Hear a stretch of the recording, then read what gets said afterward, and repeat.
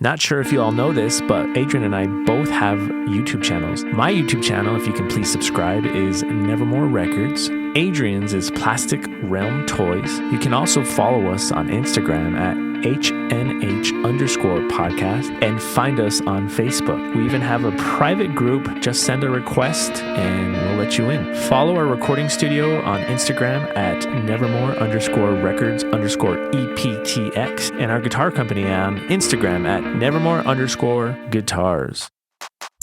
You were with your husband though. I know. We could have been holding hands instead of me playing guitar. Or me playing bass. Yeah, I could have been sitting on your lap. There's so many other things we could have been doing. Or my face.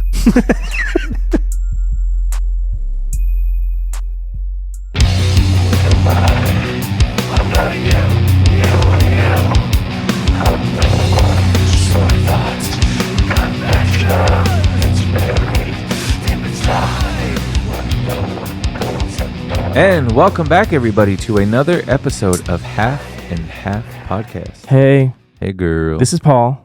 This is Adrian. For the past 2 years, I think people have known by now. You think? I don't know. People still tell me that our voices are similar. Really? Yeah, all the time. Seriously, I can't tell who's who. They say that they have to focus on the conversation just to kind of figure out who's who. So the nice one. Yeah, exactly. Exactly. Damn, I forgot to do my manifestation thing this morning. You're not supposed to fucking talk about it. Oh, really? Oh my God, you've got a lot to learn, my friend. This is all new to me, Adrian. You go straight for the bulk and not the history. Oh God. So let me ask you this. You like how I gave you the good one today? If prayer, yes, thank you. Rain, everybody. All day fuel. I'm only gonna drink half Cheers. of it because I got a long day of babysitting. You should drink all of it then. No. Rain is amazing. I haven't had one in a few days, so it's really gonna hit. I haven't had one in about 12 hours. Really? So prayer is like manifestation. They tell each other, they pray with each other. How does that work? Now, if you're talking about, why have we been on a religion kick lately? I know. If you're talking about just the prayer itself, the Our Father, sign of the cross, stuff like that, that's just the prayer. But when you're talking about you and God time, Lord Jesus Christ, please help me with Dear XYZ. God, make me a bird. So I can fly far, far, far. You've been doing that so fucking long. I know. Yeah, no, the prayer itself, yeah, but when you're talking about like the help you need or what have you. Oh, okay. So, well, I didn't tell you what it was. I already know. And some of it's actually already worked, like almost instantly, dude. Really weird shit. Yeah. But we can get into that later. So what's new? Actually, nothing, man. We had a short turnaround this time, didn't we? No, it's been like 2 weeks. Has it? Mm-hmm. Which, really quick, I want to say we did not celebrate enough, and we should have. Episode 69, Get on our the table. favorite fucking episode. Get on the table right now. Now we got to do 70. How does that work? Well, I'm the 0 because I'm fat. And 7's my favorite number on And Earth. the 7 is like... Oh, yeah, I get you. Yeah. Okay. So, yeah, this is episode 70, people. Wow, did you imagine that we'd ever be at episode 70? Yeah. I mean, I know, but at didn't- the same time, it's kind of like, wow. We're like 100 is right there. Okay, when you say it like that, yeah. Yeah, you know what I mean? That's weird, yeah. So, But, I mean, honestly, if you take all of our everyday hour and a half conversations, we're probably like on episode 1,000. You know what I mean? true. But when I think about like, we average about an hour 20. We've been going like hour 30 lately. Yeah, we have a lot to say. This might be 2 hours because of what we're going to get into. But like that's a lot of time. Like that's a lot of recorded, documented conversation between you and I that's going to live on, hopefully. One of these days, I mean, we're only in our 20s. Exactly. So in like 60 years, we're going to be sitting on a porch listening back to our shit. I hope so. Yeah, fuck yeah, we are. What do you mean? The only problem is neither one of us has a porch. We'll build one for that purpose.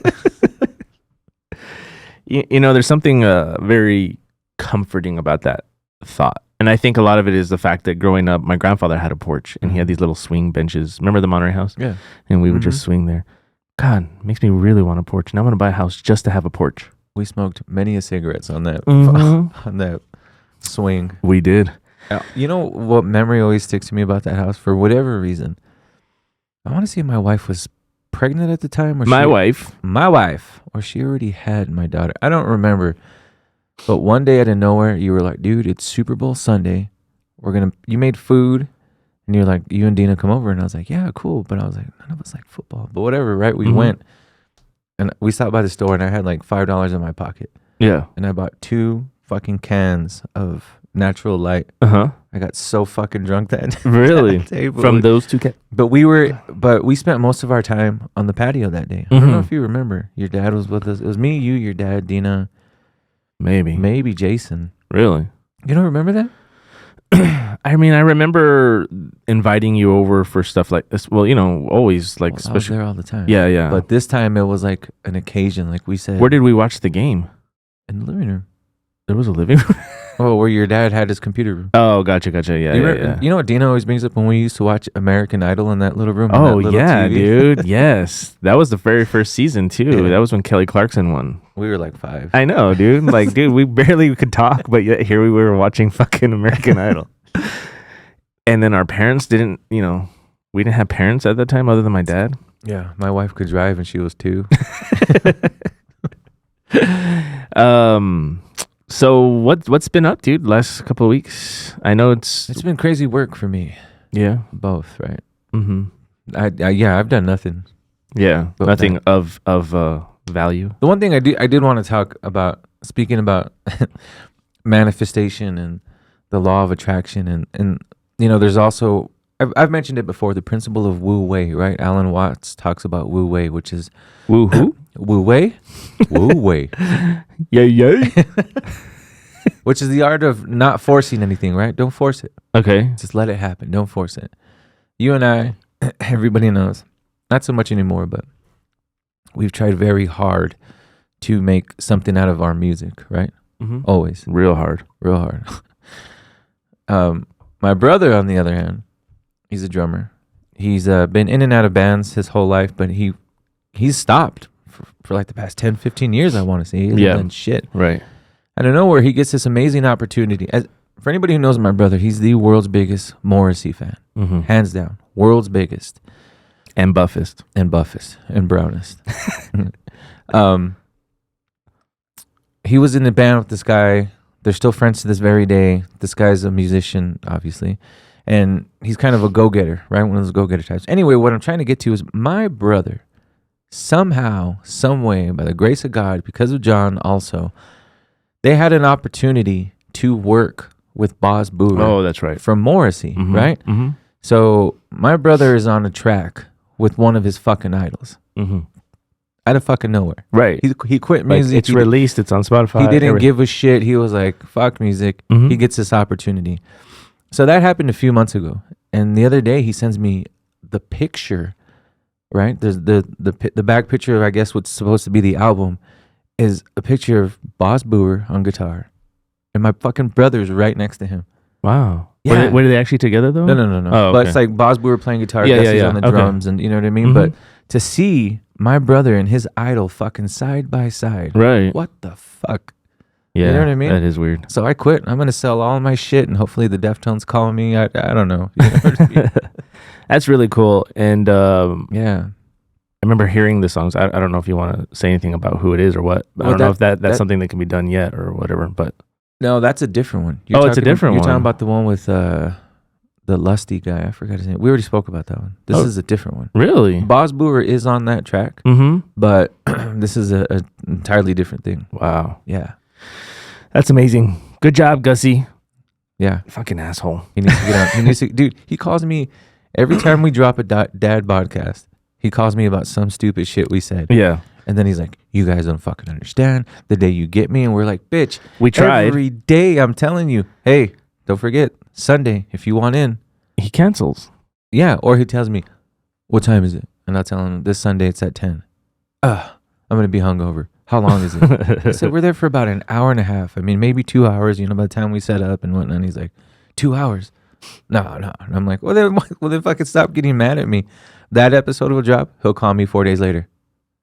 You assholes should have said this. And the day I'm on there, fuck you. It makes me think about, I get a lot of random things in my feed on social media show up, and entrepreneur spirit and all this stuff, right? There's this thing that always comes up where it's like people like myself who work really, really hard to get where we get, like hating it. One thing we hate is when people say like, oh, like about it has to do with luck, right? Oh yeah. But then there's people like Gussie that hasn't lifted a finger musically. That's exactly. Yeah. And that is just pure fucking luck. That is pure. I don't even know if that's even luck. I don't even know what to fucking call that. I mean, if you go back to the history, right? He and his buddy, the guitar player, they've been good friends since the 90s, right? Mm-hmm. So people always have that soft spot for one another. Right. So I think Gussie is John's go-to guy, right? Yeah, like, yeah. Who's not going to give me shit? Who's going to deliver? Gussie? Right. You know what I mean? Yeah, but no, for reals though. I don't want to downplay what he's doing. That's awesome. We've had our opportunities come our way too, and still come in our way. So, hard work, whether it comes from hard work that happens now or hard work that happened before, and just being recognized, like Gus, like that's awesome. Yeah, Gus, congrats. I can't wait to hear it. It's gonna be fucking awesome. When is it gonna be released? Do you know? I don't know. You can't. Can you even say what it is? I don't know the name of the project, but I'll ask. I'm gonna see him later on today because I gotta watch his kids right now. Oh, okay. But speaking of right now, you were like, and we still are. We got good news for the two fans left. I know there's 2 of you out there because there's 5, I think now. Texas Cutthroat is back in the swing, so we're doing shit. We're gearing up for that. We have one song. I just gotta redo. You did your vocals. Yeah, it's got pretty much everything. I just need to redo the guitars because I wasn't happy with. Yeah. There were scratch tracks anyways, but I'm gonna be redoing them today. Mm-hmm. So. Yeah, fuck yeah. So be on the lookout for that. Texas Cutthroat, we're back in full swing. We're gonna release 2 songs soon. Yeah, hopefully, if not by the end of the year, probably by the beginning of the year. Yeah. But we're back in full swing. The plan is already set. We've got our groove. We figured out how we're gonna tackle this. Stella got her groove back. Yeah, I did. Oh man, yeah, excited about that. Yeah. What else? What else? That's all I had. The Gussie thing has just had me fucking super excited for my brother, man. It's like, yeah, that's really cool. Yeah. But I don't want to bring things down now. Mine was a little. Bring it down. All right, I'm gonna bring it down. The only thing I had going on, unfortunately, I lost my Molly, one of my favorite. We have a lot of rescues at our house. My wife and I work very closely with the rescue. We do a lot of work from events to meet and greets to vet visits, you name it, we do it. Yeah. And one of these dogs, I just wanted to highlight her because she stood out from the pack. And what I mean by that is I remember my wife would go to the rescue and there was always just one, you go, there's like a lot of pit bulls, a lot of big, massive dogs. You go and they're like up on the fence barking and just kind of like, you're like, I don't know if they want to love on me or rip me apart. You don't know. Yeah.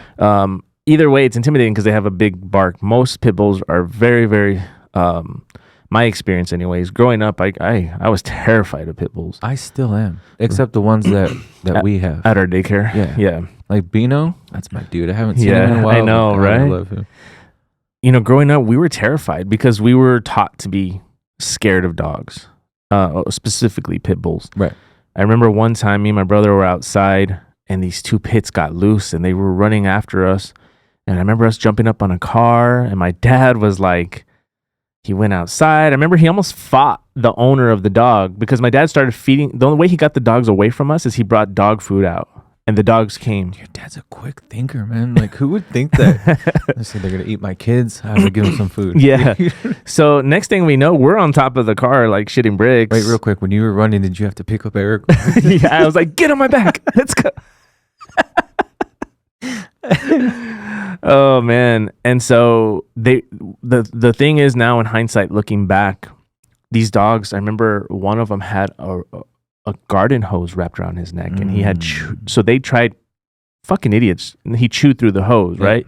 So obviously he was a bad owner. I mean, I lived in a shitty pretty bad neighborhood anyways. Is this the Monterey? No, this is Beachcomber. Just remember the duplexes across the street. Yeah. We were not allowed to go. The street over is East Glen. Yeah. As kids, my dad was like, "You do not go past what's the street before Beachcomber? Seabreeze." Yeah. You do not go past that street. That's how bad it was. Yeah. So we always saw crazy, fucked up shit. Yeah. But anyways, that experience, and you know what? In hindsight, they probably weren't even attacking us. They were probably just running towards us really fast, and were probably going to lick us like crazy. We don't know. I don't know. Yeah. But it put a bad taste in my mouth, like most of the world has about pit bulls. Until my wife started showing me, because of her work at this rescue, started really showing me there's a different nature when it comes to pit bulls. It really is dependent on how they're raised and all that stuff. And when you look at statistically, for example, the most bites that happen come from like chihuahuas and shit, but nobody's gonna fucking go on the news and be like, a chihuahua bit blah blah blah, right? Well, bites, look, just to, don't mean to interrupt, but I was like you. I'm still like you. I understand that pit bulls themselves as a breed are not horrible demon dogs, right? Right. But on a greater scale, those dogs are raised with a purpose. Right, exactly. And that's the thing. Right. But they're fucking naturally strong dogs. That's the scary part. Right. Once they get a hold of you, it's fucking game over. Yeah, but exactly. Let's say statistically, throwing a number out there, probably 85% of pit bulls are trained one way and one way only. Yeah. Well, I wouldn't say that many. I would say back in the day, yeah. Now I would say less than 50%. Maybe it's tapering off now. Right. 50% that low? Less than 50, I would say now. Really? Yeah. Oh, that's good to know. Yeah. And I think it's because like law enforcement and stuff like that, they've cracked down on breeding and stuff like that. I mean, it still happens all the time, unfortunately. Yeah, it's just the stigma of those dogs. I mean, even you think about it, it's like you said right now about the Chihuahua. Once a month, you hear how 2 pit bulls mauled this person, mauled this kid. You know what I mean? But I'm pretty sure a German Shepherd has done it before. Yeah, right. It's just they have a bad rap. Yeah. So Molly was a pit bull mix. And one thing I understood about her is that she was used for breeding. She had scars all over her face. She went through a lot. And anyways, going back to what I was saying about all the dogs up and barking and all that, she would always be the one dog. No, just sit there. She wouldn't even sit. She would just lie down in the corner. Yeah, well, you know what I meant. Yeah. Like the only time she would get up is to like eat her food, and then she'd go back down and just lie down and look so sad. You know what I mean? When I watch your dogs, they all come at me and they're all like, "Get me outside," and she's just waiting. They all and I say, "Come on, Molly." Yeah. And then she would just yeah. And so the story was she had been there for like 3 or 4 years. She was already a little bit older, and she was depressed, and a lot of that depression came from the fact that she was constantly breeding and having dogs pulled away from her. And so I said, so Daniela was like, we should rescue her. And I was like, you know what, let's do it. I just felt in my heart like, dude, immediately she came in, she would like kind of play with Clyde. She was like just a very different dog. But what really changed her is we rescued another dog that was like on her deathbed. They found her, they took him away from the owners. I don't know the story really. I just know that she was like inches away from being dead. And we didn't know what kind of dog this was, and we were like, well, let's foster her, and let's see if how Molly reacts. So Molly did. She like right away went into mom mode. Dude, her personality changed completely. Yeah. She really raised her, and now we ended up keeping her. Nobody ever adopted her, but they were like the best of friends. Like mother daughter. They even looked alike, which was really weird. Yeah. But anyways, unfortunately, we don't know exactly how old she was. We're guessing between 12, 13, maybe 14 years old. But man, not only did we, unfortunately, she got very sick, and there was just things like she looked like things were turning around, and then she got sick again. But dude, I took it hard, man. I took it so fucking hard. And but anyways, I know life goes on, and and I'll be with her again one day. But she was like, dude, when it comes to the dogs that I've had, like, she's part of the soul family. Yeah, dude, for sure. Remember that. Yes, exactly. Sorry for your loss. I told you that the day it happened. It's a horrible thing, man. Like, so it's weird that happened to you because I didn't bring. Okay, I lost my baby October 31st. I had 5 cats. my baby Koba, she was 7 or 8. That was my baby. That Yeah, was yeah. My, ooh, and this is why I didn't bring it up. Yeah. That was my baby. We lost her, same like Molly. She would flip flop. We found out she had diabetes, and then they told us, "All right, this is what we're gonna do." The plan was working, and one day to the next, it just flipped. So we lost her on Halloween. Mhm. You know what I mean? Yeah. I didn't bring it up back then because Halloween's our jam, and I didn't want to Right. bring down our. I was surprised you didn't actually, and I didn't want to be the one to like bring it up. Yeah, well, it was fresh, and I didn't want to cry on camera. Yeah. It's hard because you said something that resonated real hard about how it was harder than losing Yeah, like somebody close the to way you. I broke down, like I'm not gonna lie, I'm gonna be totally honest with everybody. It's really weird because I had to like do some like soul searching for myself afterwards. Like why? I had to like question things because losing my parents was hard. Yeah. Well, see, I didn't want to be the one to say No, that I'm part, gonna so, say it. Yeah. But in that moment when I saw her just, the life come out of her, I broke down harder than I did for both of my parents. Yeah. But here's why. It's not what I realized is that, I was able to kind of, I miss her. I think about her. Yeah. Sometimes I get a little clamped, right? Yeah. But with my parents, it was traumatizing.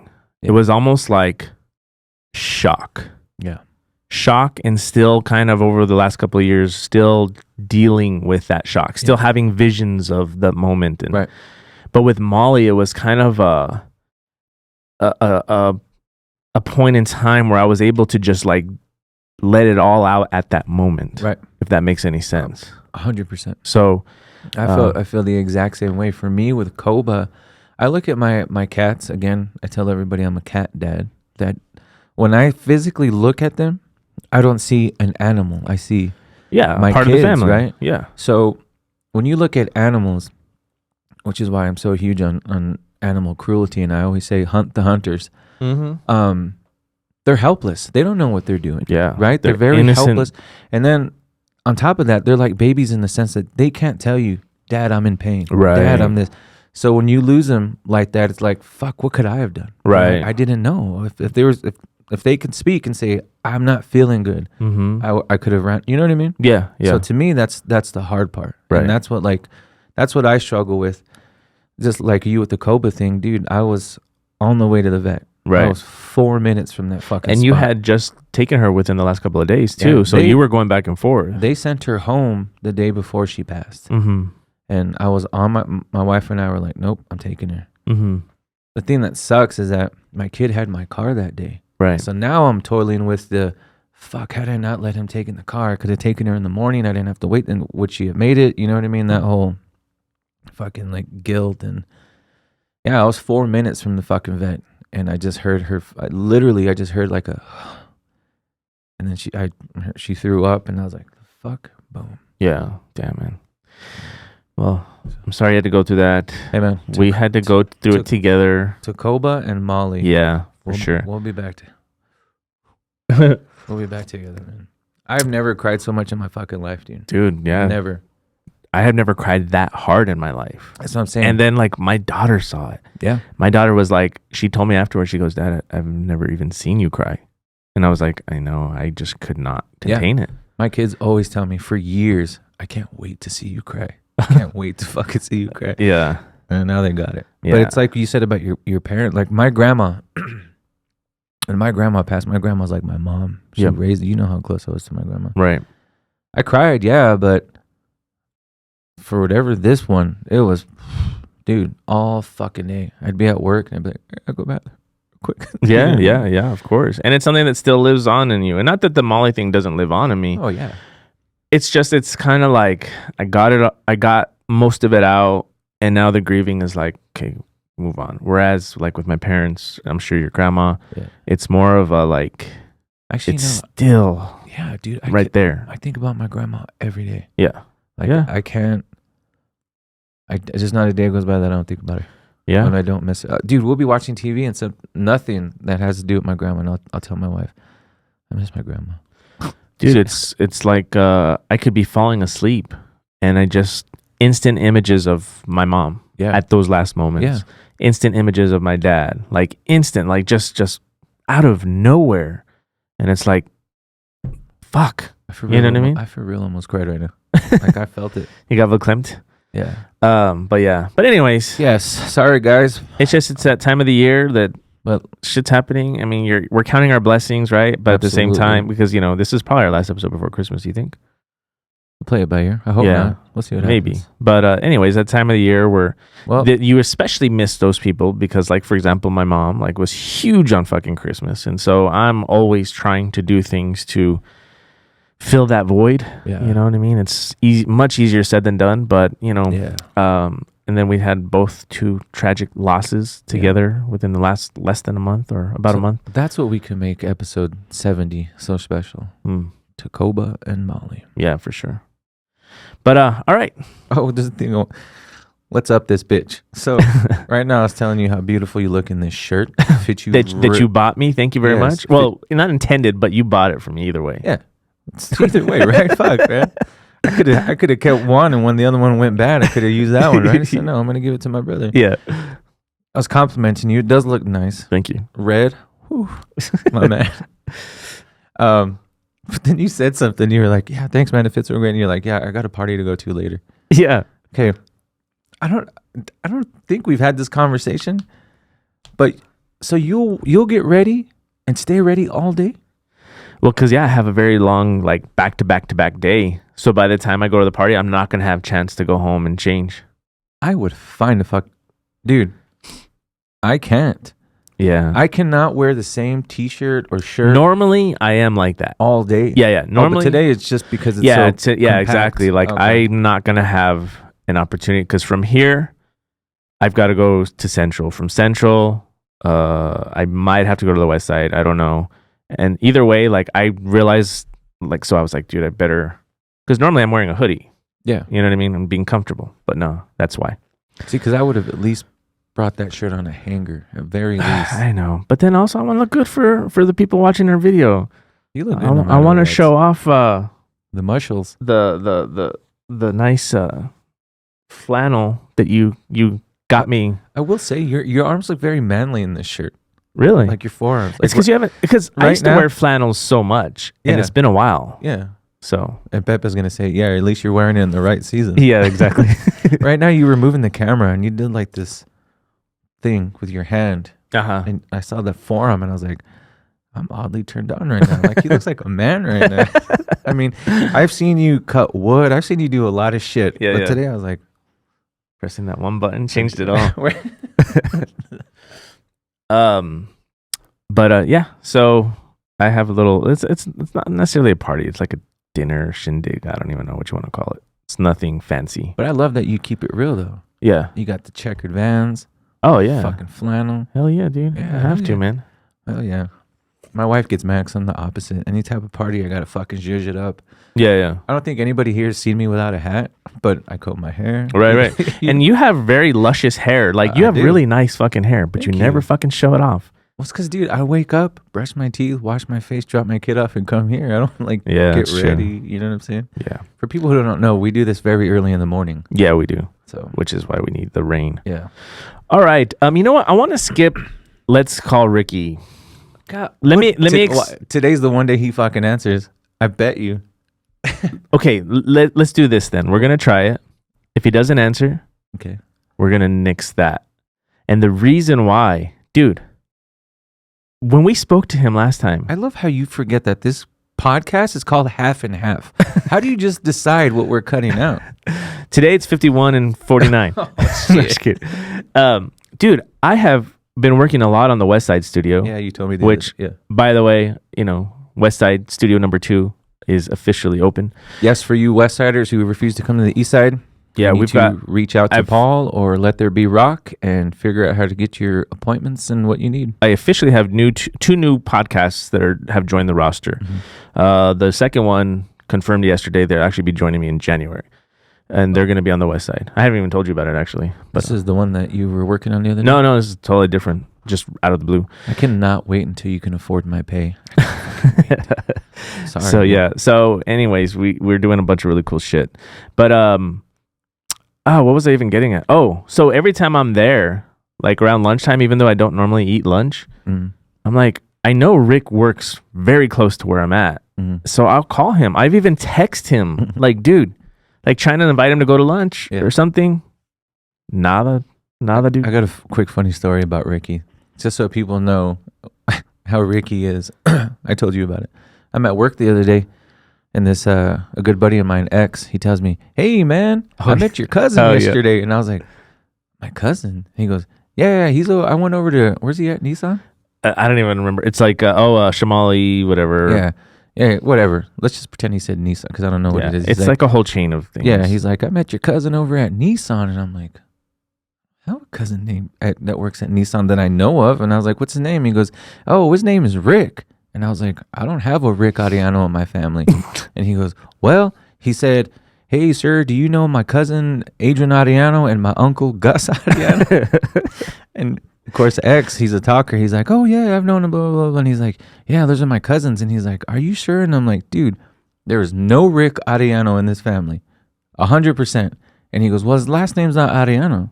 And I was like, "What is it?" Like, he's something real weird. He's Mexican, but he's got a real weird name. And I was like, "Wait a minute, is his name Rick Murphy?" And he goes, "Yeah, that's it." And I was like, "That motherfucker's not my cousin." Oh fuck! Yeah. And that's why we love him. Yeah, I love that he still thinks we're family. You know, though, one even though he thing. This is fucking gonna ignores it. tie into my grievances later, because in the spirit of Festivus, we're gonna have our air out our grievances in a bit. Yeah. That's one motherfucker that him and I have been through so many ups and downs together, but we all and some fucked up ups and downs that I'm not even going to talk about on here. I think we both have. Yeah, and but he's still like my brother, Like I still love the dude. You want to talk about a soft spot? Look, I'm not one of those coattail people, right? If anything were to happen to me, it happens to everybody. Mm-hmm. I'm not one of those, "Oh, you're riding on my coattails." No, I'm not taking you with me, right? But one person that's on that list is fucking Rick. Oh, for sure. I don't know what it is. I think about him almost daily, right? Like, but it's like, yeah, he's that dude that I just cannot help and love and want to protect. The things that he's done to us, most people would be like, if I ever see that motherfucker, I'm gonna kick his ass. And we're just like, if I see him, I'm gonna hug him and fuck. You're gonna hug him and fuck. Hug him and fuck. Here, let's call him. I doubt he's gonna answer. Wait. Oh wait. Time to call Ricky. Time to call Ricky. Time to call Ricky. Time to call. What's up, boy? Dude, I've called him a lot. I've been over there a lot. I even text him.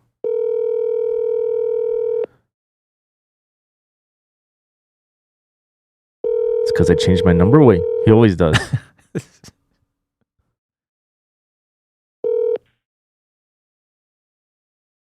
Please leave your message. Rick, you made me look dumb. I thought today was the one day, buddy.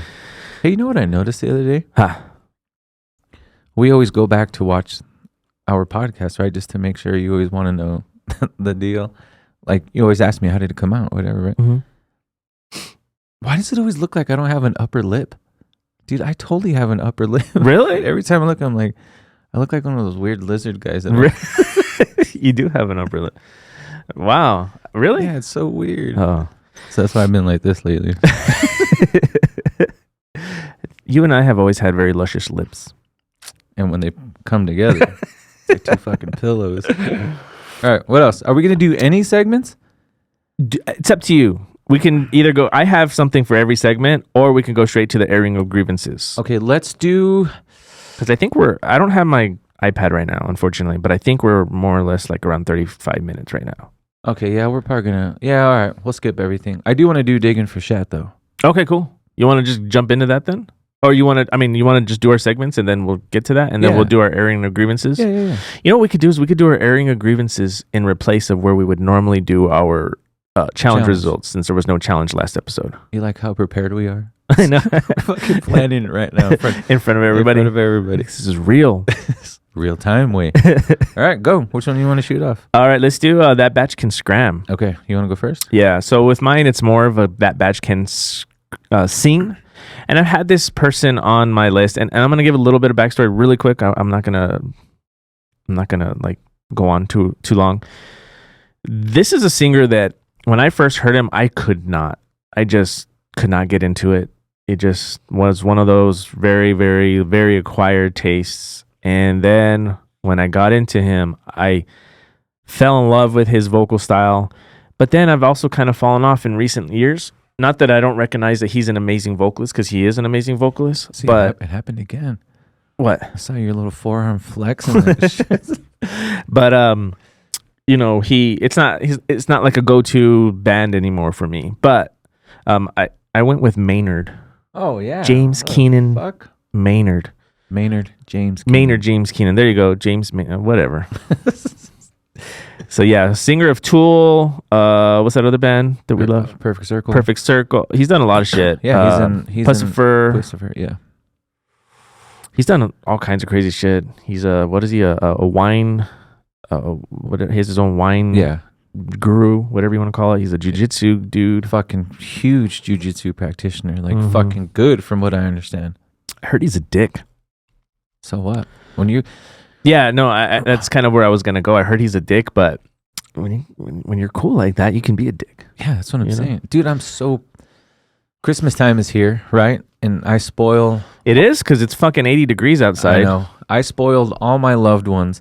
And fucking Tool's coming to El Paso. We spoke about this on the Dad Podcaster show. And check us out. We spoke about it on here too. Did we? Yeah, we did. Fucking memory loss. Yeah, because I told you that I probably wasn't going to go, and then you brought up like that you thought for sure it was like I was going to go 100%. You know what I love about memory loss? Did you forget about it? I could relive shit nothing is boring to me. Yeah. I get excited about the same thing every 5 days because it's like I forgot. Dude, I feel like my dad now, though. My dad was the worst when it came to telling the same story over and over. And my wife and my daughter, yes, Dad, we heard it. I'm like, well, you're going to hear it again. Did I ever tell you about this? Yes, Dad. And it has to do with 1998. Something like that. Yeah. 1998, when I was 3.5. All right. It's cool that my kid, actually my daughter's taking a liking to it more now. Now that he's a musician, she's starting to play guitar. She's been playing guitar for about a year now, and like she's getting really good. Like I don't know if it's honestly, I know we joke about it. I don't know if it's really in the blood, but she picked it up pretty fucking fast. Well, but I am a fucking great guitar player, and my kids are just kind of just one. Okay? We know Adeline is all me, buddy. Yeah. So it's like Aiden will say something, and I'll be like, "Yeah, remember I told you this?" And he's like, "What?" And I'll tell him the whole story about shit we've done. He's like, "Oh my God." I said, "Yeah, world's greatest fucking dad, right?" I can't wait till my daughter comes around like that. She will. My daughter right now is like, "Oh, I don't give a shit. Yeah. I don't care. Yeah. Oh, cool. Good for you. Oh, you did that? Oh, cool." Yeah. I could be like, you know what? I hung out with the President of the United States last week. And she'll be like, "Oh, nice." Yeah. What the fuck that gonna do for me? Yeah. Speaking of. Did you bring me any leftovers? 2024. Shut the fuck up, dude. Bug. Dude, the other day, I was fucking GIF bombing my wife with him. Oh, she was getting She'll pissed. say something, and I'll fucking shoot her with you know what I mean? And dude, she fucking blocked me. She blocked my text, and she blocked my calls. Wow. That's right. She told me. Did she? It was probably your idea. Fucker. Just block him. All right, moving on. All right. Yeah. So Maynard James Keenan. Yes, sir. So for my segment of That Batch Can Scram, I chose, to me, this band is very, very underrated. Though they put out 3 albums, I want to say. The first album was fucking incredible. Anyway, I won't make it long. I went with James Munoz from The Bled. Fucking great screamer. Just blood-curdling fucking screams. I don't know shit about that band, but cool. Dude, we saw them with Poison the Well at Club I 101. know, but I never got into them. Never listened to them. It was at 101. Yeah. Thursday.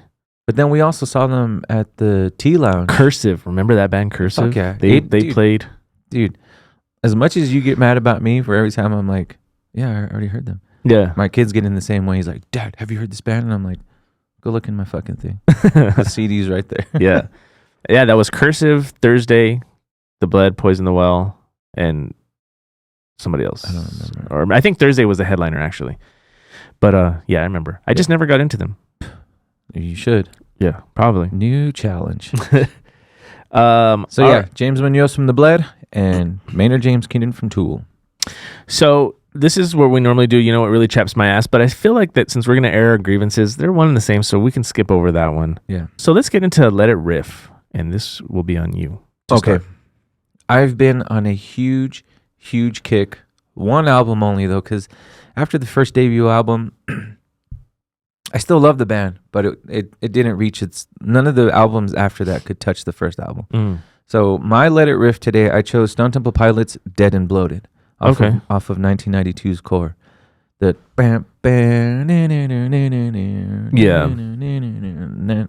dude, that fucking album. That whole album, that's what I was going to My say. God. The other day, I must have heard that album 4 times. Yeah, Yeah. fuck yeah. Dude, love that fucking album. Love that fucking song. Yeah, I don't know what it is about Stone Temple Pilots. When it came to, like I said, we've talked about that whole grunge era. Yeah. Them and Soundgarden, I loved. Absolutely. I loved. Yeah. All right, cool. That's a good one. For me, it's a lick. You want to do what? It rather than let it riff, it's a let it lick. Please let it lick. I went with one. I don't even know if you would call it a lick. I don't know. What is a lick to you? To me, it's what you 80 heads refer to, what we commonly call a riff. But a lick is more like a... Right? Or could it just be like a little... I don't know. It's just a little song, Like- a little guitar part. Our generation, it's all about the riffs. Right, You know, right, like right. James, Philip, Alex, and Samuel likes to say. The 80s, they say lick. It's a hot lick. But it was commonly... To me, it's more referred to the solo type little... So then I don't know how to label this. I'm just going to say it's a guitar part. Okay, there you go. It's a little part. Dude, one of the most, to me, that just resonated with me and still does. And every time I hear that intro, I'm just like, just this feeling of like, I can't even describe it. But I'm going to go with Paranoid Android from Radiohead. Oh, absolutely. So yeah. that whole album, first of all, is just OK Computer is, and I've spoken about it before, Yeah. but that song in particular, just have to point that out. That song will always be one of the greatest songs ever written. I agree. Yeah, that's a good one. So if you haven't heard Paranoid Android from Radiohead, all you youngins out there, go freaking listen to it. It'll be life-changing. And for you weird folks who have never heard Radiohead, do yourself a favor. Yeah. Go listen to OK Computer. That was life-changing for me. Yeah. All right. Do you know what song really blows my thong off? What? This is a weird one, and you're going to be like, what? But I think it blows a lot of people's thongs off. And it's kind of an old school song, and unfortunately, rest in peace, the singer of this song. But this is a song that every time I hear it, no matter where the fuck I am, it just gives me this little tingling in the back of my head. And then Linger from Cranberries. Oh, yeah. Come on, man. I was watching the movie Click the other day, and they're talking about the first kiss. She says, what song was playing during our first kiss? And then he rewinds, or he goes back to see, and that's the song that's playing. And I was like, damn, that's a good song. That's a great fucking album. Yeah, it is. Period. Except for the zombie. That's not off of that album. I thought it's not? Oh, yeah, well, whatever. That song gets on my nerves. I mean, I love that song, but yeah, you're right. But their first album, ridiculous. Yeah. Unfucking touchable. That was very... a time in my life. I was a teenager trying to find myself, and so that song was very like either, I don't know, I'm not gonna say that. And it's so weird because that is the time we hated each other. So Mhm. me looking at you, You would have never known. I would have never fucking thought. Yeah. Now, fast forward. You want to know something funny about that really quick? Every time I hear that song, you know what I think about? What? I had a friend at the time. We were using the Ouija board a lot. We would be listening to that song or that album while What? using the Ouija board. Fucking devil worshippers listening to the Cranberries. I bet you even the devil was like, "Some motherfuckers right here." Holy Oh shit! I don't think I've ever told anybody that. It's hilarious. Speaking of the devil and Ouija boards, Just to kind of get you guys hyped, you should really check out the next episode of Dad Podcasters coming out next week. Yeah. Just to give you a little taste. For sure. Yeah. But what were you gonna say? Sorry, I interrupted you. You were gonna say something. I don't know. Oh, yeah. Fast forward. Fast forward to 1998 fast forward 2 years later when we joined that band together.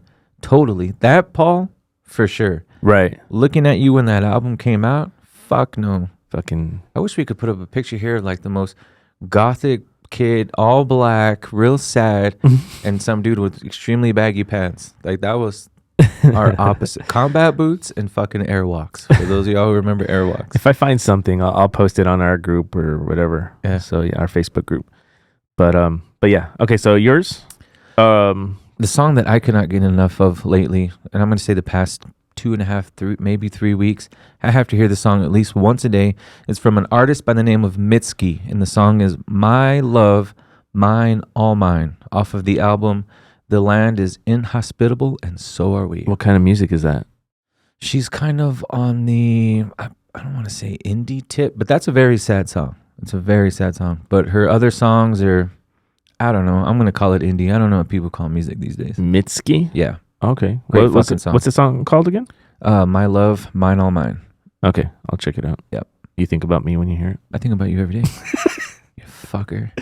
All right. You want to get into the chat? Let's do it. So today on the chat, it's going to be a little more on the personal side, a little more on the bias side. But I have to say, I am a person when it comes to music and people that we know personally, or whether Paul and I are in a project together. I always take myself out of it and I put myself in as a fan, and I think that they do deserve a push, a shout out. They're doing fucking amazing. This album sounds great, thanks in part to my brother over here. I'm going to feature a band today called Blushed. They just released their EP called Death Blooms. An amazing 5-piece here from El Paso, Texas. No shock, it's my kids' band. Super proud of them. They're really coming on as their own band, and I think this EP is fucking incredible. Not even being biased. They got a great shoegaze, heavy style. What would you call it? Hum-ish? Yeah, Hum-esque? If you like Hum, you like My Bloody Valentine, you like bands like Basement, Title Fight, this is your jam. So, yes, Paul just actually produced this album. Came out fucking amazing. Thank you. It did come out amazing, but... Yeah. You do that to everything you record. Dude. I've been... it's because bands nowadays, they have a very certain sound that they want to go for. Mm. And I understand that genre has that sound. Mm-hmm.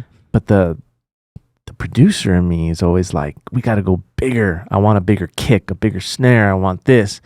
And I get it. I listen to it, and, it's them. It's their sound. It's the way it goes. Yeah. You're used to a lot of what we do.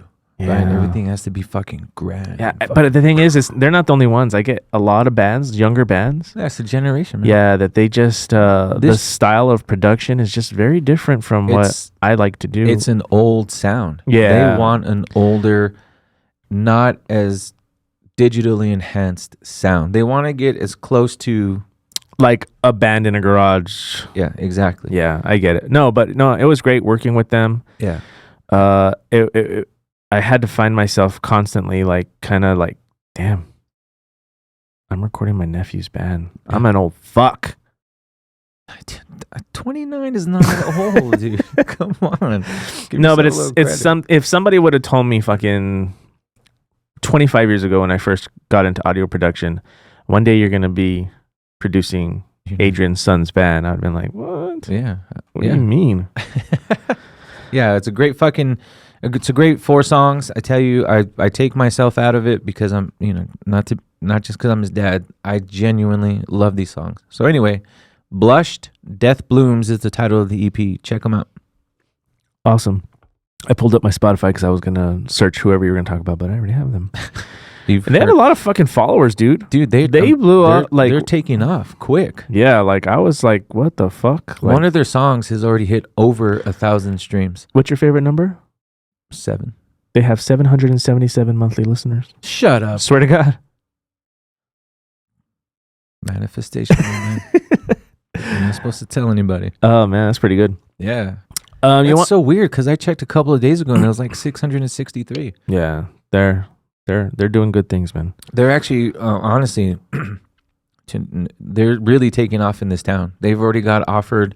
They're going to be opening up for one of their favorite bands called Glare this coming week. Don't forget. Yeah, a lot of cool things are already coming their way. They're taking off on Spotify and yeah, Awesome. check them out. All right. You know what? Let's skip guess this riff. Yeah, I got two, but I can hold them. honestly forgot about that one. Let's go ahead and get into airing our grievances. What do you say? Because we're already at about 45 minutes. Yeah, let's do it.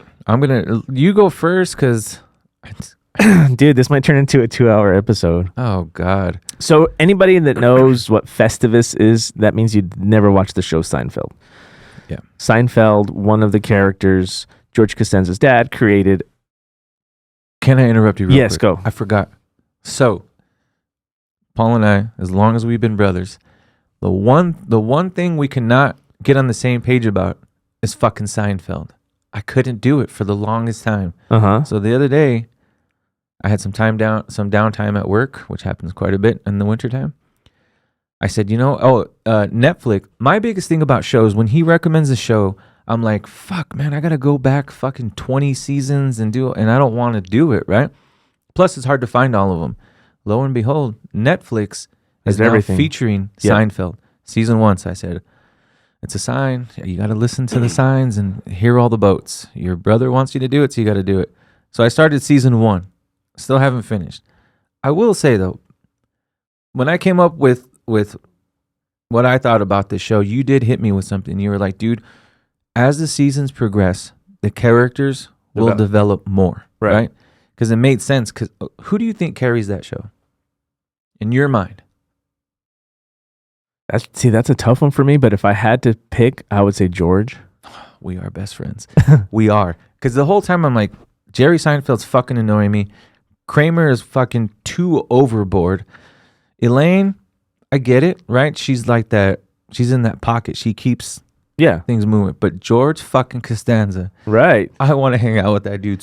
Look, never mind the fact that Jason Alexander, as an actor himself, is fucking incredible. Do you know the story behind his development of that character? No. Okay, have you ever watched Curb Your Enthusiasm? No. Okay, after you watch Seinfeld, you got to watch Curb Your Enthusiasm. Okay. Because the creator of Seinfeld is Larry David. Uh-huh. Larry David is... my wife says that, like, when we watch Curb Your Enthusiasm, she's constantly looking at me like, that's fucking you, dude.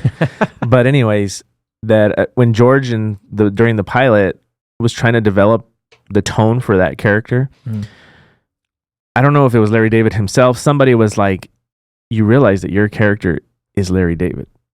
Like, that's himself. Really? And he was like, I got it. So eventually he really takes that role and takes it to a different level. I'm telling you, season 1, again, I'm only a few episodes in. George Costanza is, and like I was going to say, Jason Alexander as an actor, alone, Shallow Hal is fucking incredible. Yeah. Dude, Pretty Woman, like, dude, he's such a broad, extensive actor, and I think very underrated, very, very fucking underrated. So I'm not surprised that he's my favorite because I went into it like, okay, at least I like this guy. Right. At least I've known his work prior to this. You know what I mean? Right. But yeah, George Costanza carries that fucking show. And his dad, who's Jerry Stiller, Ben Stiller's dad in the show, he's the one that created Festivus. Festivus is actually on December 23rd, and I know we're a little early, but this is just in case. Yeah. To get a jump start on it. But anyways, his character, dude. The dad. No. George. yeah. It gets better and better. Oh, I can and see better. it. Yeah, Oh, absolutely. my God. He's dude. what's making me hold on. If he were not, I would have been out episode 1. It's so fucking good, dude. And Jerry's a terrible actor. dude, thank you. He's a terrible actor. He's really just kind of comedic relief for George. Even if that, dude. Yeah. I haven't laughed one at his shit, but George's little quick little quips and like the Exactly, the dude. things he says, and he says it so seriously. I'm like, that is fucking genius. Dude. That's the shit you and I always laugh Exactly. That is the show. Whenever I think of the one-liners from that show, it's never anything that anybody says except for George. Yeah. Always. Yeah. Dude, yes. Thank you. Okay. I'm so glad you're getting it. at. Yeah.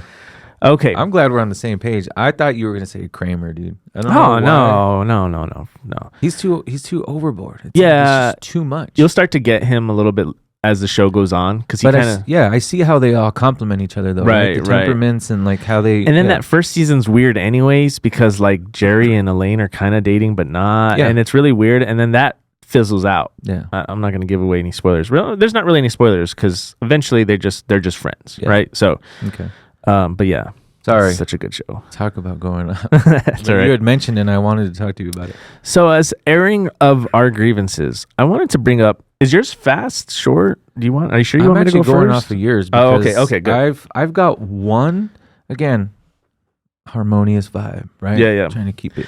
Well, you know what? That's the thing. That's where I was kind of torn because I've been trying to be more positive lately. That's part of like my manifesting. It's kind of part of everything.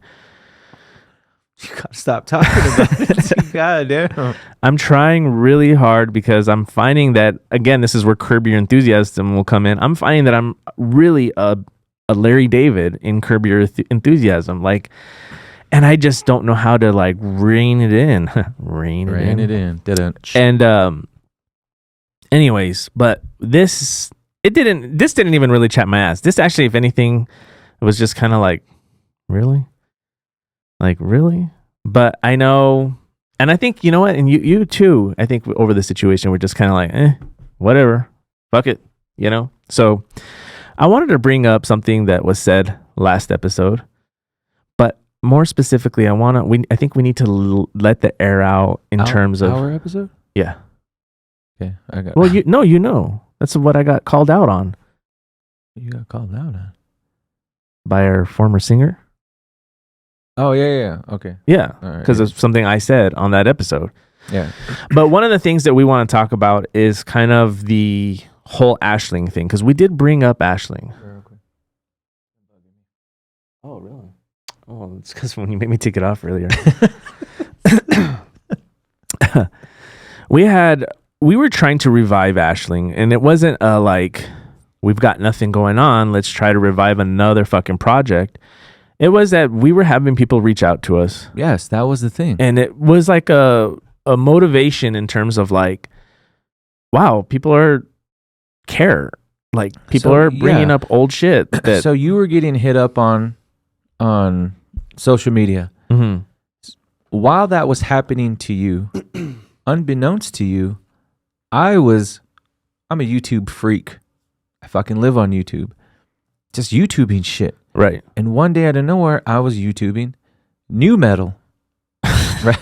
So there I am just trying to see like old school new metal videos or the history of new metal. I just like going down that. And then one day this channel came out. I saw this YouTube channel and it said something about, it was a list of bands.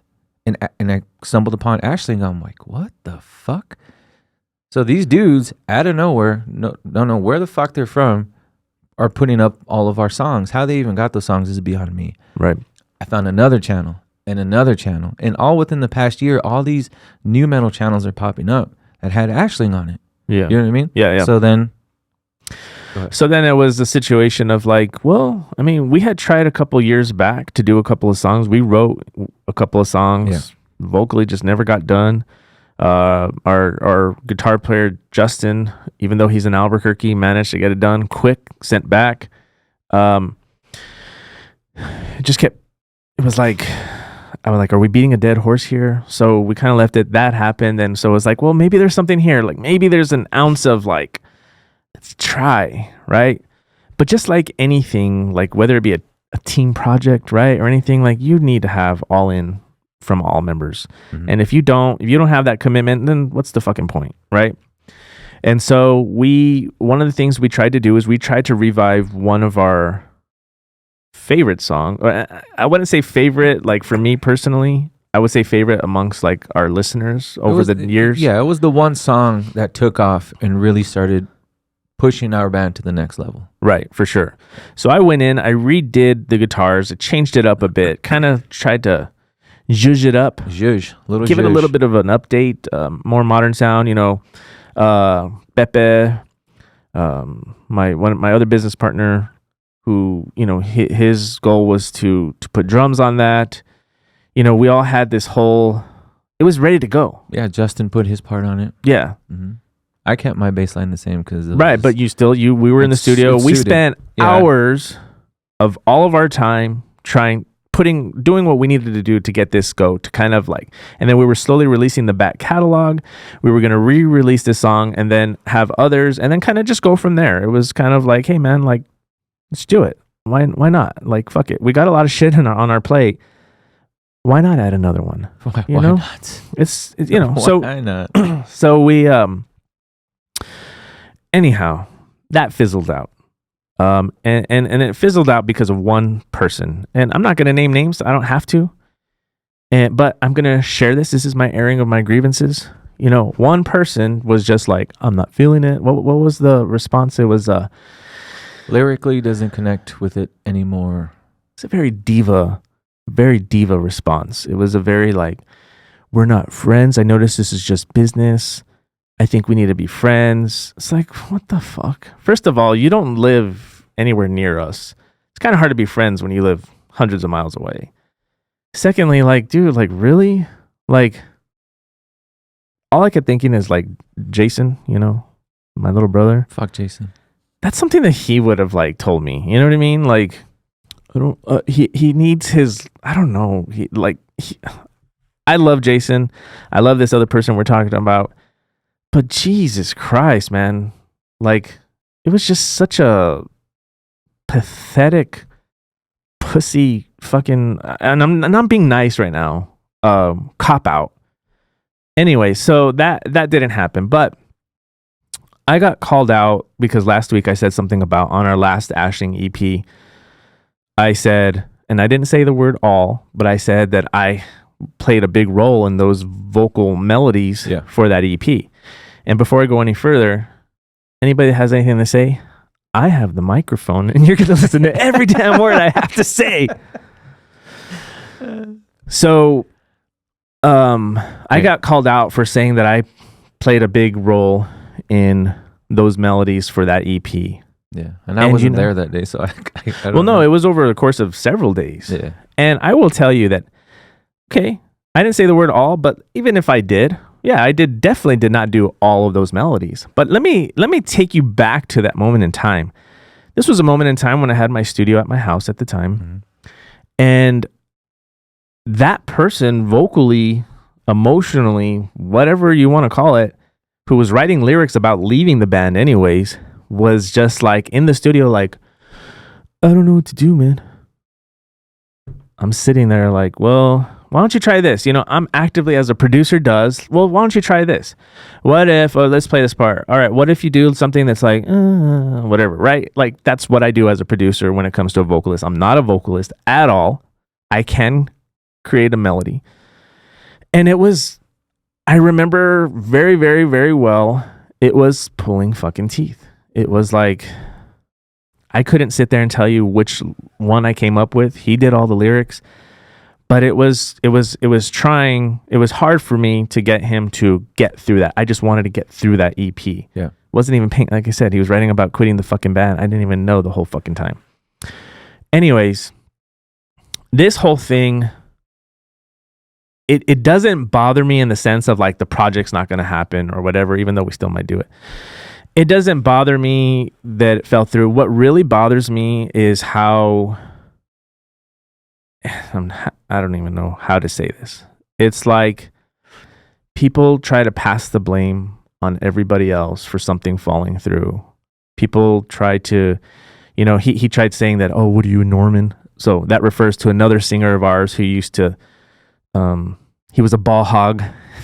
I guess you could say. He always wanted to say that he did everything. I've never been that guy. I don't ever want to say I did everything. To me, on one of our podcasts, you were like, "I'm a ball hog." No, I am when it comes to like us. Texas Cutthroat or whatever. Yeah. But like when we have a band, the best shit always comes out when the whole band is writing together. Yeah. Oh yeah, absolutely. And to me, sometimes my focus, my passion, my desire to like create something great can be misconstrued and turned into me being like overbearing, or you know what I mean? Yeah. It's just I'm very passionate about it, you know? And so And first of all, a very Norman thing to do would be first of all would be to say, I don't know, man, I'm not feeling it.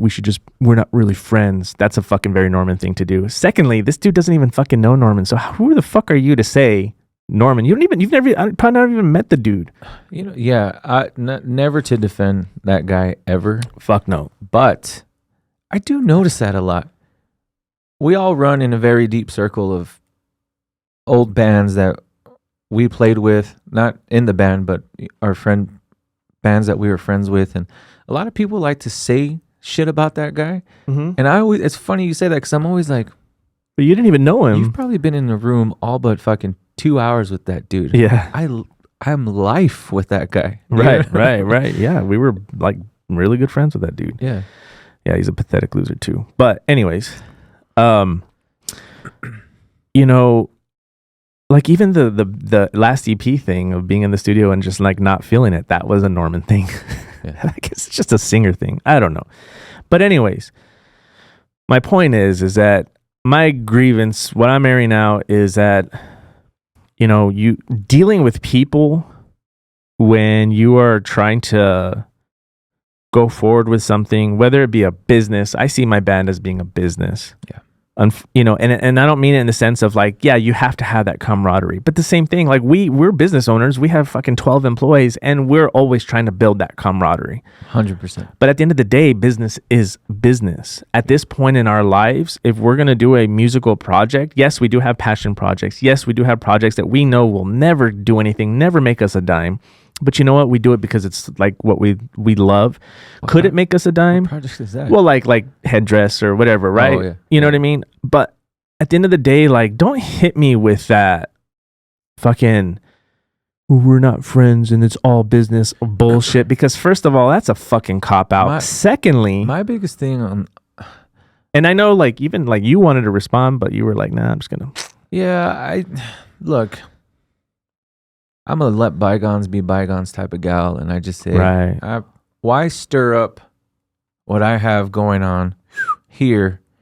Because again, there was that incident a month ago that like threw me off the ledge, and like I'm starting to lose myself, right? But I'm trying to hone it back in. So I said, nope, here's my chance to. But I will say, I'm a friend person. I'm a heart person, right? Like I love my friends. I do anything for my friends, but when people say something across that line of like, we don't even communicate and it just seems like a transaction or business transaction or whatever it was. On the same token, I'm like, well, nobody reached out to me to ask me, hey, just randomly, how's it going? Or let's like, we weren't the only ones that were throwing out business text. I never got a random, Right. like, hey, It didn't come. It didn't come the other way either. Is what you're saying. Yeah. Yeah. And that's the thing is that we put time into that. Yeah. You know, we put time, we set our schedules aside to focus on something. And our schedules are bullshit. Yeah. And it sucks when you're not being met halfway. Mm-hmm. And I think just really what bothers me out of all this is what's the word I'm looking for? It's just petty shit. Tom Petty. It's just petty fucking shit. Wanted to do something kind of just cool to fucking see what happens. Give people what they're asking for. You know, it's something that could have been really easy. It didn't need fucking these dramatics. I have so much going on in my life. I don't need these fucking dramatics. You know, especially from another dude. You know what I mean? Like, come on, dude. Like, just fucking man up. You know, and at the end of the day, it's like, you know what? You want to smoke your weed and create your fake Mexican accent and write your books? Go fucking do that. Do you fucking do you? And yeah, that's my grievance. Yeah. Lo siento. I don't like when people waste my fucking time, and I don't like drama. Don't fucking try to bring drama to me. My You know what biggest I mean? thing is I give people the benefit of the doubt. And when I look dead into your soul and your ocular nerve, face to face, and say, I'm not kidding. Yeah. We're doing this or we're not. And you tell me we're doing it, that's when I take it personally. Exactly. You know what I'm saying? Yeah. Because I cling on to shit like that. Again, I've said it here. I've said it on the Dad Podcasters. I don't take any musical project lightly. I'm not going to do shit just to do shit. Well, like not even musical, like any project in life. Yeah. Like anything that I'm going to take time away from my family, my friends, my businesses, my life. And you're going to just like, you know what I mean? You're going to hold the carrot and make me try, like, fuck you. Like, fuck you. Like, I put in fucking time into something where you're fucking sitting there with your dick in your fucking hand, making us fucking wait around. Like, fuck you. Like, I'm sorry. Like, so that, to me, that bridge is burned. Dude, it was burned years ago. It's fucking burned now. Yeah. Yeah. Sorry. Rain energy drinks, everybody. All day, natural, clean caffeine. Go start your own fucking podcast and say it in Spanish. You're still learning. Okay. I've had like 3 people tell me like, that guy doesn't even speak Spanish. I'm like, no. Yeah, you could tell. Sorry, I'm going for the jugular right now, but rain gets me fired up. Kick it in. I'm already halfway through and I don't want to go to sleep. And you know the sad thing? This dude will probably try somehow to get his little revenge. That's just the kind of guy he is. But whatever. Fuck you. I don't give a shit. You do you. So the principle of your grievance is, in a nutshell, what?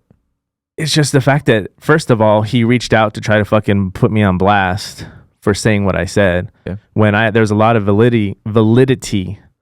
So my grievance is just the fact of like, you wasted my fucking time. You wasted my fucking time and you're trying to bring your fucking negative drama bullshit into my life. That's what my grievance is. Like, get the fuck out of here. Get the fuck out of here with that. Okay. Grievance number 2. For me? Yeah. Oh, is that you're just one? I'm just going to stick to that one. I think yeah. Oh, last time we had like a list of 5. Yeah. No, I'm just going to stick with one. All right. Just because that was a big one. Yeah. Sorry, Mine's not. most people don't normally see me all a little perturbed. Yeah. And that's the thing though, is like going back to what you had said as far as, you know, time and principles, and it's like that's basically what it comes down to, right? It's just respect, I would say. Yeah. A respect for someone's time, a respect for someone's effort.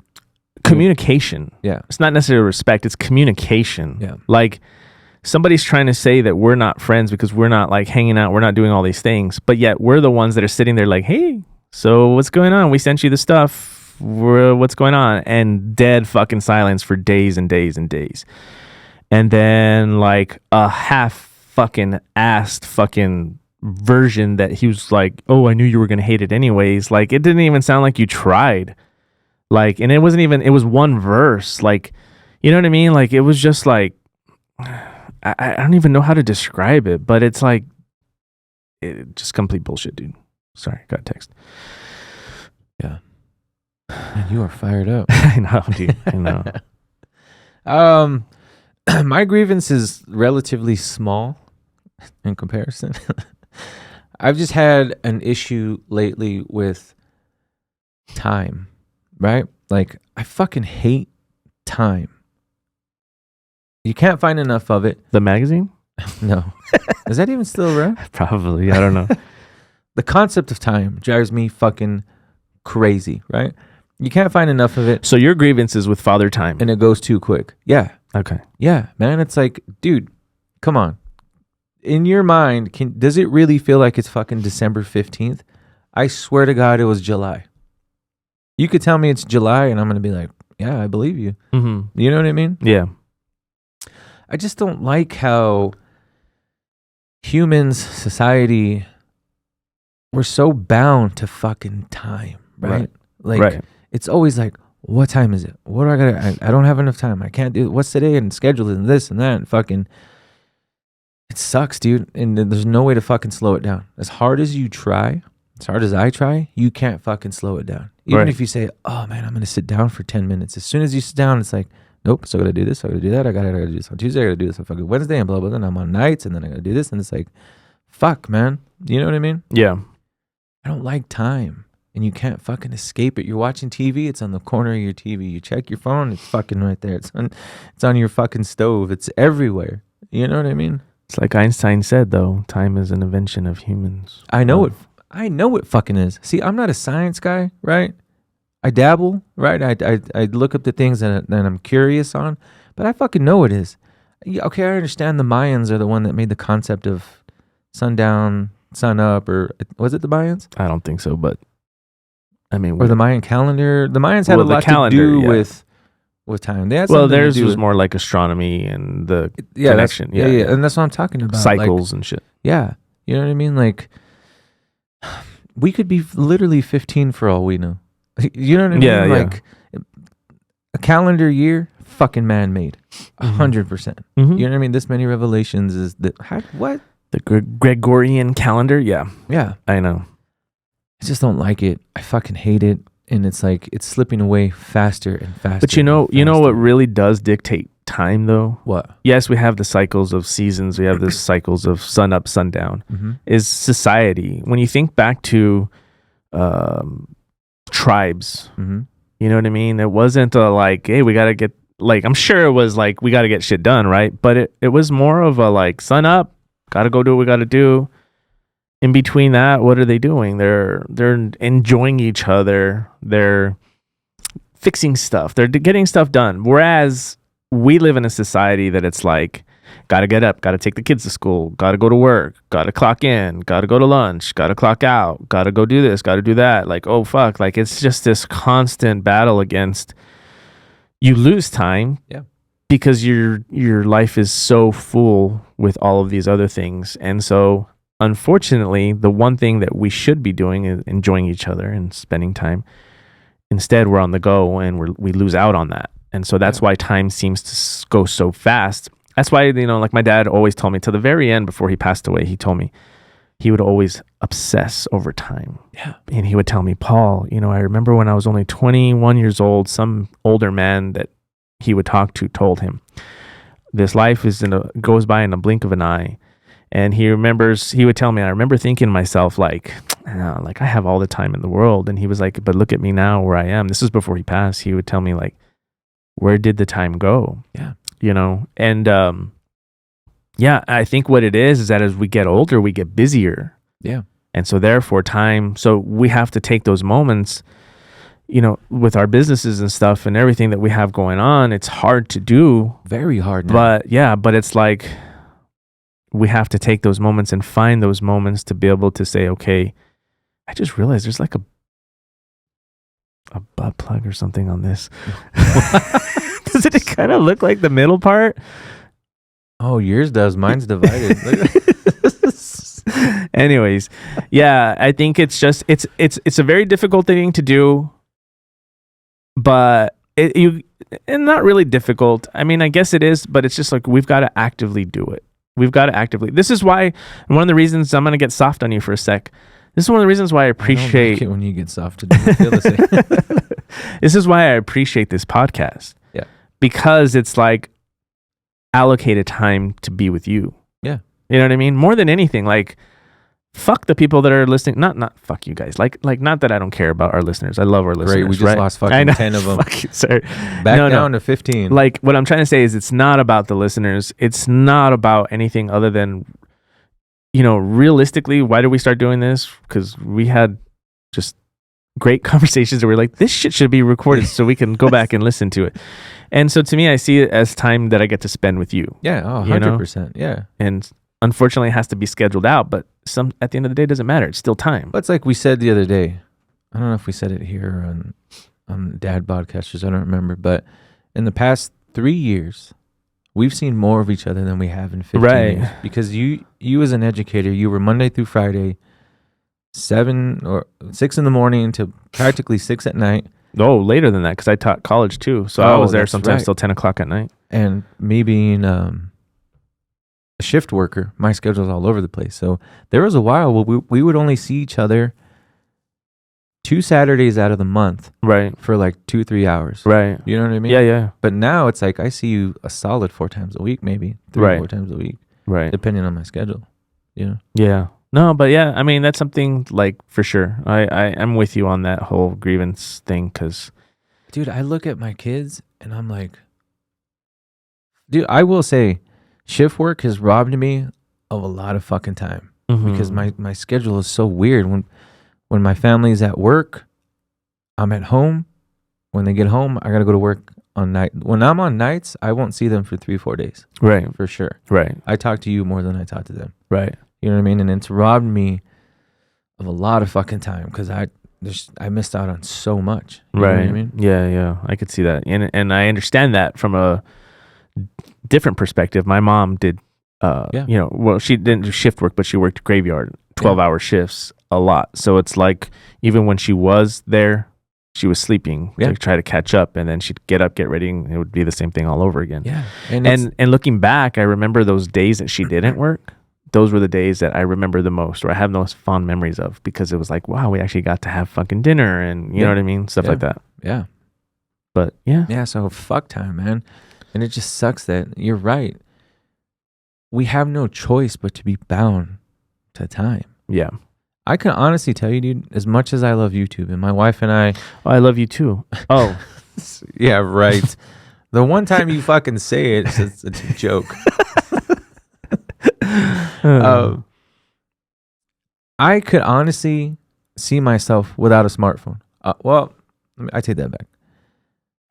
Ever since we've got our dog business, I'm tied to this thing more than I've ever fucking been, because it's text messages or this, or I got to check my emails more. You know, there was a time before we started this business, I checked my email once a week, maybe. Yeah. Now it's every fucking day. Right. As soon as I wake up, in the middle, getting text messages, you and I got to go over shit. Sometimes Danny's texting me, or we're all texting, and it's just like constant, right? So maybe now would be a little harder. Prior to the business, all I do is YouTube. And my wife and I argue because I'm always like, hey, the iPhone 15's out. And she's like, motherfucker, you only use YouTube. You can use YouTube on the iPhone 8, for crying out loud. Right, like, right. Why do you keep upgrading? You know what I mean? But I tell her, I'm a YouTuber guy. You know what I'm saying? Yeah. 749 subscribers don't come easy. But even then, like when you're on YouTube watching shit, like that's one thing I hate. Like I keep telling my wife, I'm like, I hate these phones. I hate these phones, because what I have been doing is I've been trying to allocate time to where, especially because it's Christmas time. Yeah. So I've been actively saying, we're going to watch Christmas movies. Yeah. I'm going to fucking put everything to the side, and I'm going to sit and I want to watch a Christmas movie with you guys. Yeah. You know what I mean? Yeah, that's comfort to me. That's something that I feel like, again, going back to my mom and all that, you know? Right. And I'm like excited, and I'm like, yeah, like just don't think about business, don't think about work. I still keep my phone there just in case, you know, emergencies pop up, right? I look over at them. They're on their phone. Yeah. And I'm like, but a friend of mine, Jessica, shout out Jessica. Shout out Jessica. I've never met you, but shout out. She said to me, I did a post where I actually took video of like the Christmas movie, and then I went and panned like this, and they're on their phones. And she did make a point. She goes, you know, even though they're not there, like even though like that is the case, like they're still there with you, like, and like that should be cherished. Absolutely. I will agree with Jessica on that point. However, it's like, no offense, there's times you and I are talking, and I had to get on my phone, and fucking midway, I'm like, so you know who the worst is on that? Who? Pepe. Yeah, Pepe. If you listen to this, the worst, and he knows it too. He knows it. But anyways, my family, we have a very strong, and it's more me because they get aggravated, but a strong no phone at the dinner table policy, big time. Whether we're out to dinner or at home eating dinner. Oh fuck no. I tried implementing that, but then they called me out because one day they both didn't have their phone and I had mine. I was like, fuck. Yeah. It's just habit. Don't leave it next to you, man. Turn the ringer off. Go put it somewhere for 30 minutes while you eat. I hate it. That should be my next grievance, honestly, dude. I hate cell phones. I hate social media. I miss the day where you left the house, nobody could fucking find you. Or like the No, phone's ringing and you're like, don't want to talk to that person right now. That's a hard no. Yeah. You know what I mean? Yeah. Yeah, dude. I'm telling you, aside from YouTube and now our business, I really don't need it. I really don't. Like Yeah. I could live without it 100%. And that's the thing for me. It's like our businesses just take up so much time. Well, And the now, thing yeah. is that I could be on my computer. It's no different from me being on my phone because I'm doing the same shit just with apps or on the Yeah. computer. You know what I love when you do this? Yeah. And then you have to pick up your phone to text. I know, right? But yeah, I don't know, man. Yeah, we went off on a hard one today. But yeah, fuck time. Yeah, we did. We're not done. Fuck Yeah, time. man, Fuck people that don't respect your time. Yeah. Yeah. And And there you go. See, it tied into time. Yeah, somehow. I did. See I did. that? Together, right Yeah. there. You know, just in case this is our last, we're going to try our hardest for this not to be our last one of the year. By chance that it is, we wish you all very many blessings on this holiday season. Be with your family. Don't take it for granted. Shout out to some of our very special friends, Dave and Stevie from Exile, Eric, of course, from Whip Shaded and Faded, but he's our brother, so he's included. All of our boys at Dad Podcasters, Eric P, Eric W, Nick P. We love you guys very much. Another shout out. I don't want to call it a shout out, but another, what's the word I'm looking for? I don't know. In remembrance of our Molly and Oh. dear Koba. Mhm. We love you guys. We'll be with you again. Drop one out for the homies type deal. Fuck yeah. I'm Yeah. getting a tattoo of Koba for sure. Yeah. I got a spot. No, yeah, for sure. I got a I want to get one of I got a Molly spot too. for all my babies' names. Yeah. But love everybody. Let go. You know what I mean? You can't control everything. Yeah, and with that being said, that whole my grievance, like I'm over it. Yeah, you Like gotta let I'm it not go, gonna man. sit there and let somebody affect my mood. Like I got into it when I was saying it because I let it out. Yeah. You know. And you have to. And You it hasn't gotta let bothered me. Once it came in, I was like, what? And I let it go. I forgot about it. But since we were going to do the airing of the grievances, I was like, yeah, that's what I want to I talk mean, about. When that project fizzled out, the first word I said was, shocker. Exactly. Yeah. And so, yeah, don't, that's just, Yes, even in light of this whole thing, we still love everybody. Love your family. Cherish them. Take time. Control what can be controlled. Let go of what can't. Strongest words I've ever heard in my life. who said that? Marcus Aurelius. Don't know who that is. You need to meet him. Just kidding. He's dead. Oh, okay. Yeah. Control what controlled. Control what can be controlled. Let go of what can't. Right? Yep. Just embrace the good times. Let go of the bad. It's been a shitty year for a lot of people. Dude, You know? right? Everybody needs to be thankful for what they do have at this point in time. Yeah, for sure. Never take a moment in time for granted. Love everybody. Losing both of my parents really taught me that over the last couple of Yeah. years. Yeah. I think which is why I'm even more hard about like don't waste my time Yeah. because again, I'm not gonna go. That could have been time I could have been with my wife. I could have been But you with were- my daughter. We you- could have been You were with quality time hugging. You were with your husband though, I know. We could have been holding, but we could have been holding hands instead of me playing guitar. or me playing bass, Yeah, I could have been sitting on your lap. There's so many other things we could have been doing. or my face. All right, we're gonna call it. Yes. Thank you, everybody. Hope you've all, again, have a wonderful Merry Christmas, a Happy New Year. Again, we're going to try our hardest for this not to be our last one. But in case it is, we love you guys. We can't do this without you guys. We appreciate every single moment. Thank you for the 70th episode. Thank you for Yes. sticking around. We greatly, greatly appreciate you guys. From ours to yours, happy holidays. Happy holidays. We love you all. Bye.